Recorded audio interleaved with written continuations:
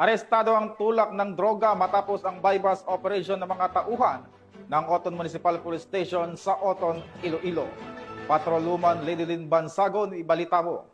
Sa mas piniting na kampanya kontra illegal na droga, isang truck driver ang naaresto sa matagumpay na anti-illegal drug bypass operation na isinagawa ng Station Drug Enforcement Team ng Oton Municipal Police Station na pinangunahan ni Police Captain Ali V. Estamber, hepe ng Oton MPS, bandang 1:10 ng hapon sa Purokdos Poblasyon, San Joaquin, Iloilo, nito lamang ika-27 ng Setyembre taong kasalukuyan. Kinilala ang naaresto sa alias na Stephen, 45 taong gulang, walang asawa at residente ng Barangay Poblasyon, President Rojas, Capiz. Na-recover mula sa sospek ang tinatayang 30 gramo ng hinilaang shabu na may halagang 204,000 pesos batay sa standard drug price. Ayon sa investigasyon, nakalap ang impormasyon mula sa isang concerned citizen ukol sa iligal na aktibidad ng sospek.